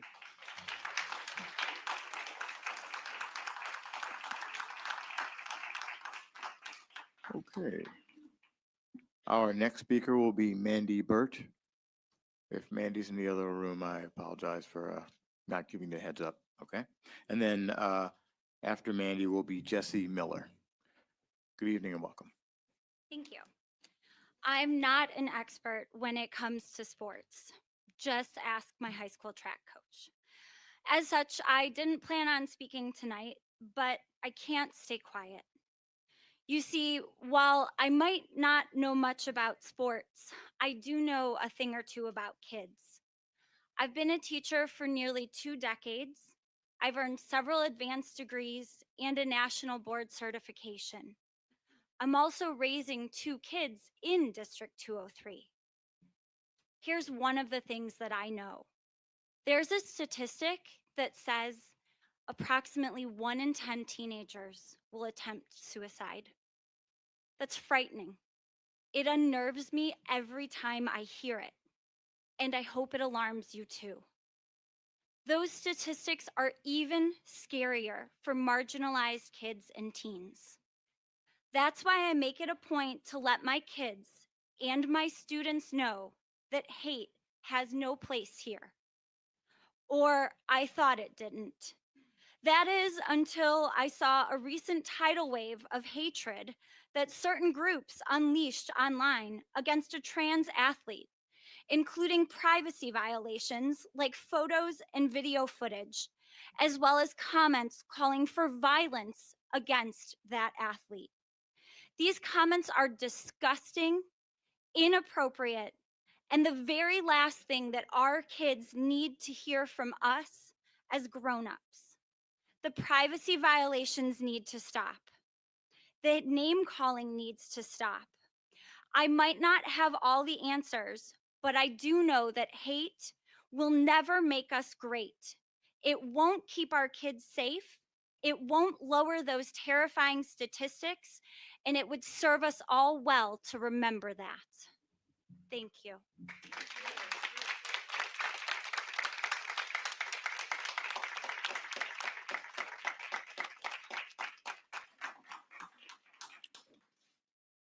Our next speaker is Jesse Miller. Good evening and welcome. Good evening. Thank you so much for giving me a chance to speak. I just wanted to say it really saddens me to hear a lot of the language that's not only happening in this school board meeting tonight, but also across our entire country. This is a child, and yet there are dozens of people here tonight that are okay with bullying a child. She deserves to play sports, play girl sports, because she is a girl. I am a college professor. Many of you have spoken on the biological nature around sex, and you are correct. Sex is biological. However, the narrative that females are XX and males are XY is actually an oversimplification of biology. There is an infinite amount of chromosomal arrangements that the human species can be. XXX, XYX, XXY. It's infinite. I can't go into all the details. And we also know that this chromosomal arrangement is infinite because we know of the existence of intersex people. It is estimated that every 1 in 100 people is intersex. I've also heard several of you say that biological males have an advantage in sports over biological females. This is also not true. The only reason we believe that is because we believe it is socially acceptable for young boys to build up their muscles.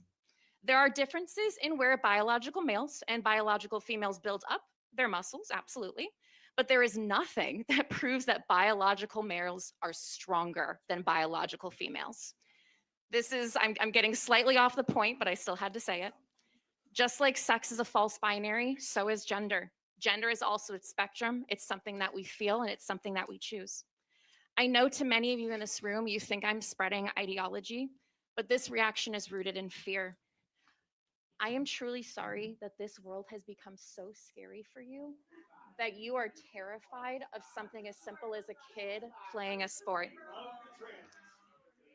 I genuinely hope that every single person in this room who's come out against this child tonight is able to let go of this fear and meet us halfway across the table. And if you genuinely are, I am open and willing to have that conversation. Thank you.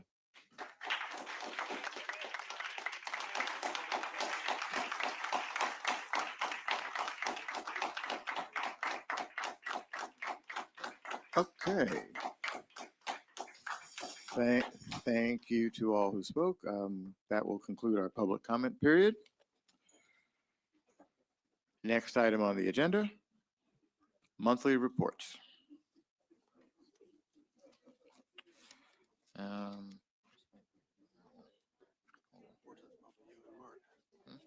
Okay, got it. Okay. Oh, no monthly reports. Oh, okay. Loaded in board docs is a number of monthly reports from our treasury report, investments, insurance report, and budget report for your perusal.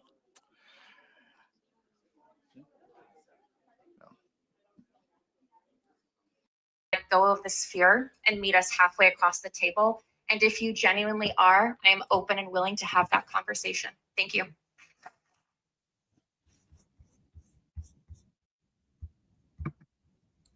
Wow, that was intense. And I thought it would be good to share this entire school board meeting.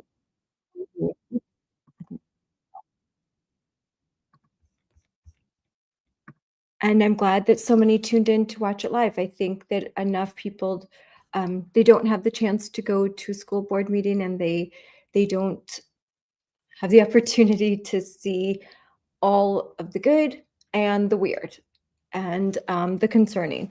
And the good news is we saw my friend Shannon Adcock in Awake, Illinois, really do tremendous work and help to get a fair amount of parents there to speak up for their kids and speak up there for their community, and to say that there is a such thing as biological reality.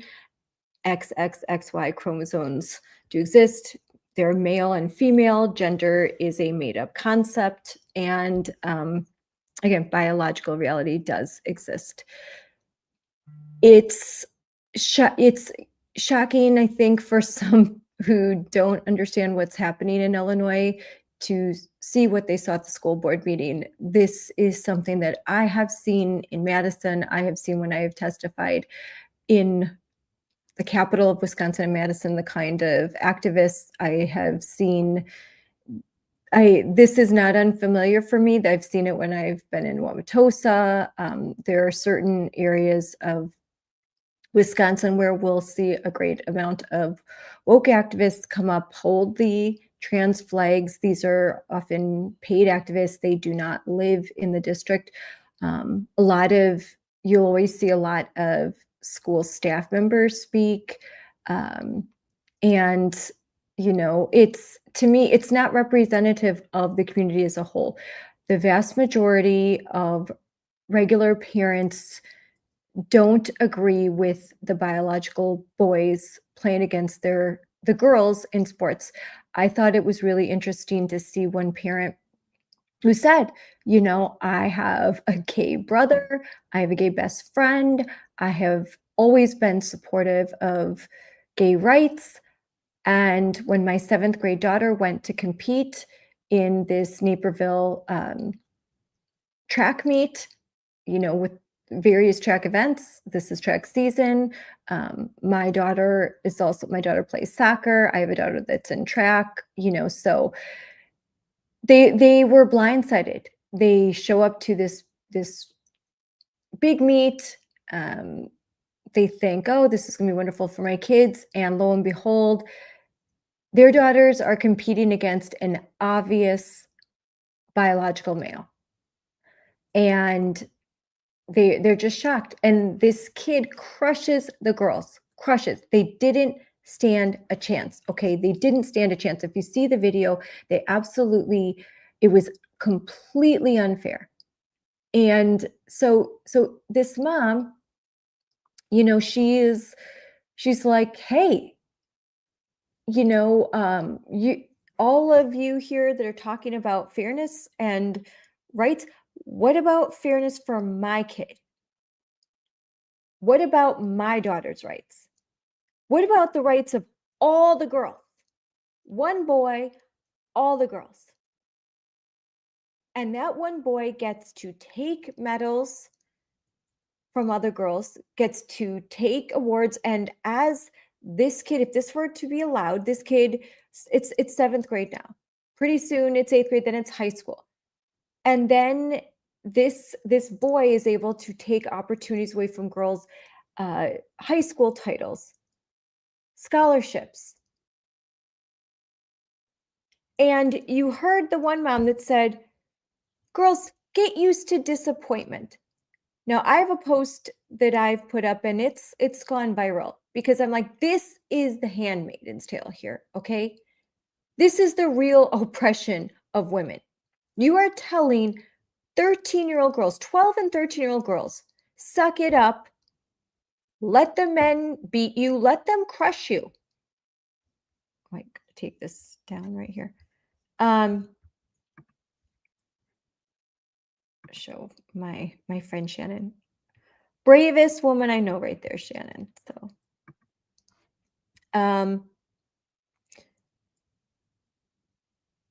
it's it doesn't even this whole thing, it's just, we're in crazy town. We're in crazy town. And you can see watching what the kind of people that we're up against and the arguments that they make. So imagine you're at the school board meeting, and you have someone say, hey, I'm a professor of biology at the local university, and I'm here to tell you there's an infinite amount of genders. Biological sex is just a made up concept, and XXXY don't mean anything. And you know what?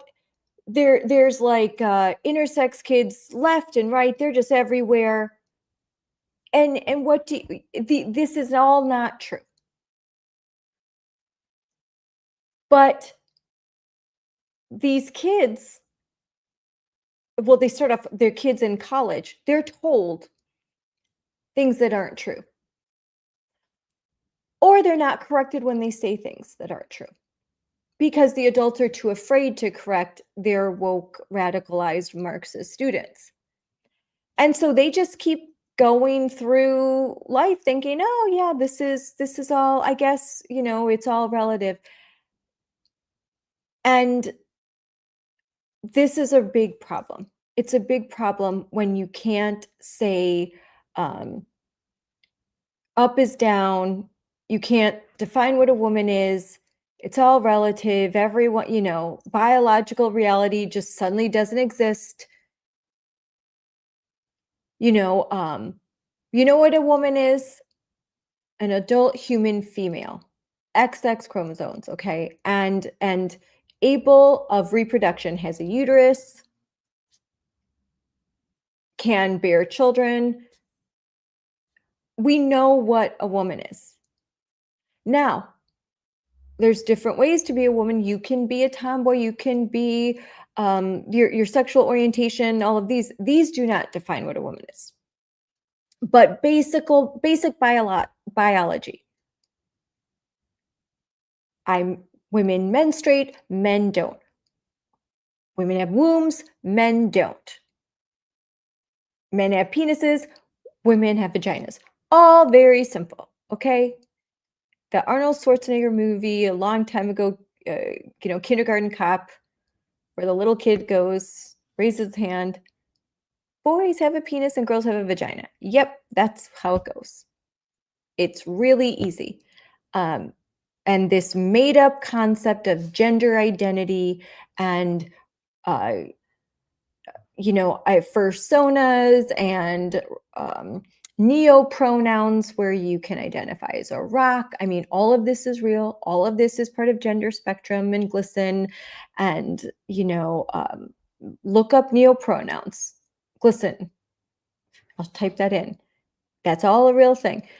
You go to it's reduced to absurdity because there are no, in this gender ideology, there's no guardrails. G.K. Chesterton had said the analogy of the fences, that you shouldn't tear down a fence until you know why it was put there. And the revolutionaries remove the fences, take down the fences. And they don't understand that maybe something was contained by those fences, or those fences were meant to be a barrier from something else. We are removing fences. We have no limitations anymore. And this is an unsafe place for children. Children who need boundaries, they need structure. I have 5 children, if you have a child, you understand this. Children need structure. They need boundaries. They absolutely need it, and they will suffer psychological damage if those boundaries are not provided. Boundaries save kids. Boundaries are good. A good parent provides them. A parent who is interested in displaying their child like they would a Louis Vuitton purse. Look at my trans kid. Children, they say children aren't political pawns. They are the ones making children political pawns. They are the ones using their children as a fashion statement. Look how cool I am. I've got a trans kid. I'm a better person than you. Instead of a mask, now I've got a kid that identifies as non-binary. It's absurd. And kids shouldn't be used that way.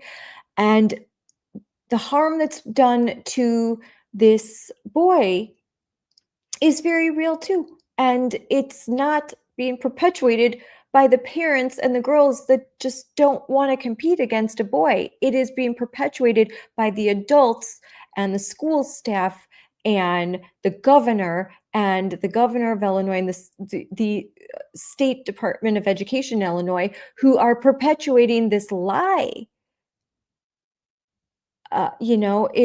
Those are the people doing harm. And I loved what the gentleman said, where he said, there's a very real reality that we have President Donald J. Trump, and he has issued executive orders, and Pam Bondi has told you, and Linda McMahon has told you, and it is it's very clear.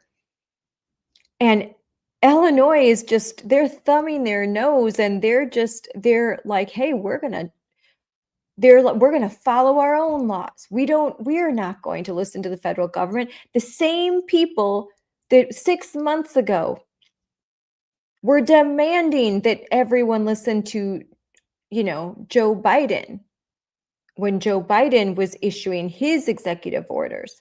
Oh, yes, well then federal government reigns supreme. But now that they don't like the orders, well, now we're fighting for our version of democracy. And you're either with us or you're against us. And they were the ones making everything political. So this is what we're up against all the time. This is in Moms for Liberty. This is actually I have been in way more contentious school board meetings. This one at least, I have been physically blocked from entry into school board meetings. I have been in school board meetings with my friends from Gays Against Groomers, with Jamie Mitchell, Jamie is a she is a lesbian. She is married to a woman. She's same-sex attracted. She's a friend of mine, and she came with us to the Wauwatosa School Board meeting to help Moms for Liberty to when we were fighting comprehensive sexuality education, and we were supporting biological reality, and we were advocating against the sexualization of young kids. And these woke white women activists were, with their masks on at the time, were saying, you're not a real lesbian to her. We don't believe that you're a lesbian. We don't believe that you're gay. I mean, this is,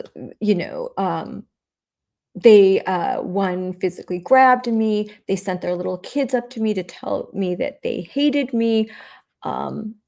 Horrible things, physical. We had to be surrounded by police in order for our physical safety. This is the kind of when we say we're going into Lions Den, we really are. And that's okay. Willing to fight for kids, and I'm still standing. I can laugh about it now. And I will, I'm looking at that school board meeting and I'm just like having FOMO. I wish I was there. I wouldn't, as I'm not, I'm a Wisconsin resident. I would go there just to support parents. I wouldn't speak, but I would love to go, and I love to go and support parents fighting for sanity and for truth and for justice and for all that is good in the world. And right now, fighting for our daughters. I have daughters that are athletes, and so I am around, I have 4 daughters, I have 1 son, 4 daughters, and female athletes, and I'm surrounded by girls, athletic girls all of the time, and they often thank me for what I'm doing. Whenever I will be very honest with them. They know exactly where I stand, and I'll have conversations with them and say, "What would you do if you were competing against a biological boy?" And they say they wouldn't want to do it. They wouldn't play. They would quit. They don't want to participate. They wouldn't change in a locker room with a boy. They don't want it. And these are extremely open-minded kids. Like, this is Gen Z. They're very open. They're very open-minded. They're very tolerant. But that doesn't, they also are strong, and they know what biological reality is, and they don't want boys in their spaces. They don't want to compete against boys.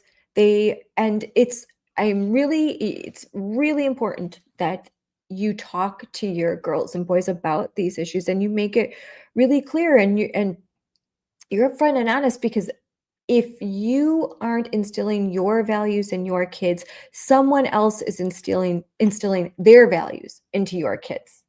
Okay, they're going to get a worldview. They're going to get values. And if you're not doing it, someone else is. Don't let that happen. Be the person that is instilling those values. And when you stand up and you go to school board meetings and you speak out, even if you're a tax-paying citizen and your kids are all grown, or your kids are in private school, you're still paying taxes. So if you are in Naperville and you're like, "Oh, my kids are grown, thank goodness, I don't have to deal with this." Well, someone else's kids in your community are, so stand up. If you have kids that are too young, well, your kids will very soon be school age. If you have grandchildren, go fight for your grandchildren. If you don't have children yet, stand up and say the truth for people that do. And if your kids are in private school, which they probably should be if you're in Naperville, but if you don't have any other options, if there isn't a private school, in fact, your private school might be just as woke as the public school, or your kids are athletes like my kids, and the place for them to compete is private school. Like, maybe there's a lot of different reasons, or you can't afford a private school, and heaven knows that JB Brewster is not going to allow school choice in Illinois. That's for darn sure. So not everyone can homeschool. Not everyone has the option of private school, or maybe the private schools aren't even good.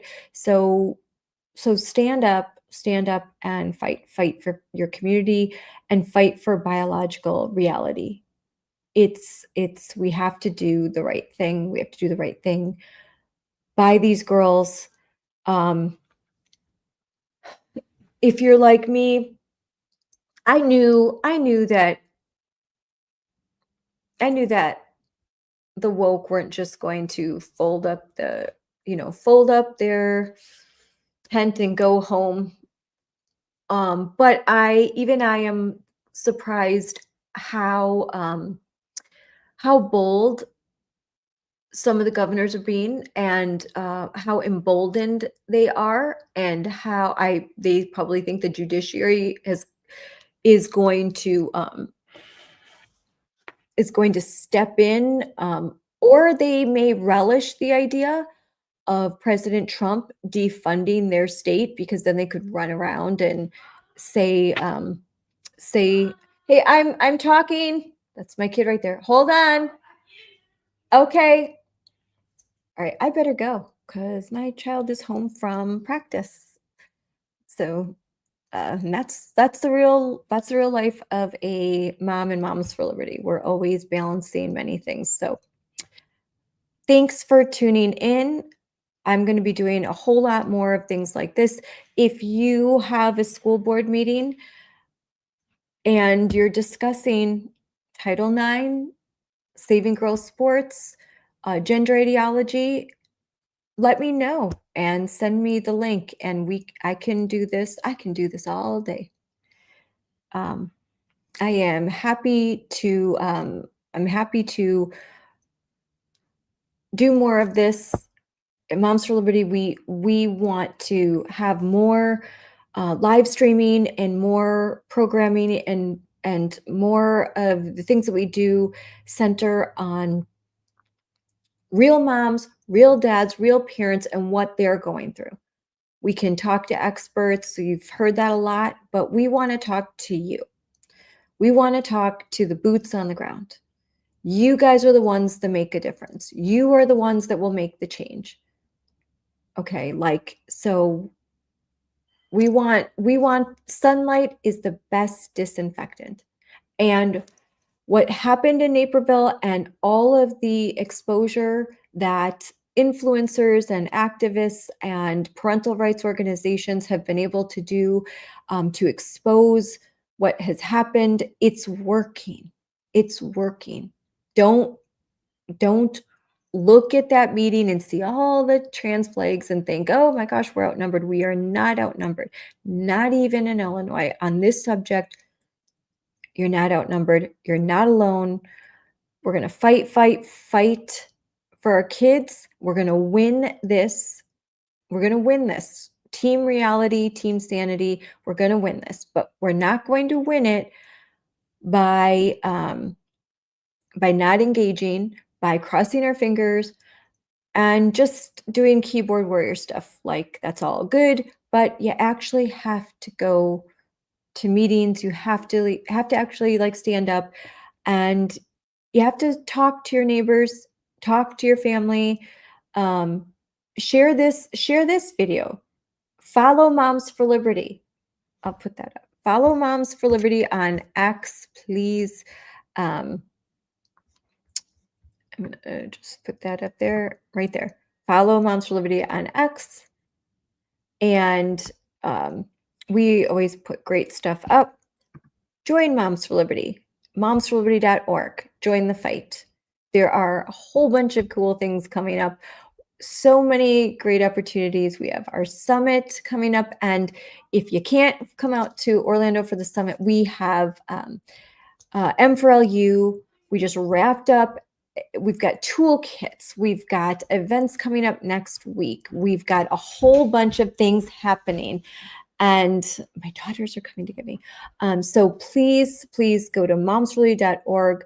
Go to, we also have, you can check out to learn more about comprehensive sexuality education, gender ideology, critical race theory, restorative justice. Go to m4lu.org. You can go to our YouTube channel, Moms for Liberty YouTube. new show with our basically our CEO of Moms for Liberty, co-founder and executive director Tina Deskovich has a great new show in which she is interviewing our regular moms in Moms for Liberty. It's called The Fire of Liberty. So tune in to that. And I was the guest on her first episode. So that was fun. There's a lot that we're doing, a lot more that we're going to be doing. And also, please, if you are in Illinois, my friend Shannon Adcock, Awake Illinois, be a part of that. Help her. That organization is amazing. Moms for Liberty partners with Awake Illinois. She has been doing great work since 2020. And she sure needs your support. So if you're in Illinois, you need to be a part of Awake Illinois. We have some chapters in Illinois. My friend Marsha McCleary, she's an amazing Moms for Liberty leader in Illinois, and I will post all of this stuff in X in the comment section. So anyway, again, we'll be doing this more, and just keep fighting and keep supporting those who are fighting, and make sure that you are filing. Now, if you go to the Department of Education website, file complaints. Also, Awake Illinois has filed, I believe, two official Title IX complaints. So support them. They have, if you are in Illinois, support them, sign their petitions, fill out complaints. If you're in Wisconsin, now we've got plenty of stuff. I'm going to be talking about what's happening in Wisconsin more this week, but we have got 22 Moms for Liberty chapters in Wisconsin, and we're growing. We have an amazing team. I'm part of the ambassador team. We are growing leaps and bounds. We were just at the Wisconsin State GOP convention. So if you're in Wisconsin, there are a lot of chapters, and there's new ones opening up very soon.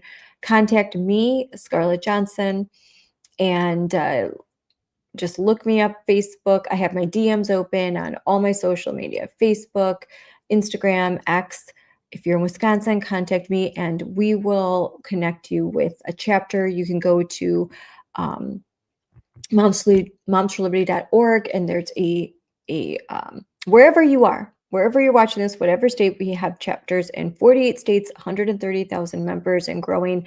There is a chapter near you, and if there isn't one, you could start one. So, all right, have a good night, everybody. I'm gonna go tend to my kids, and God bless you all, and keep fighting.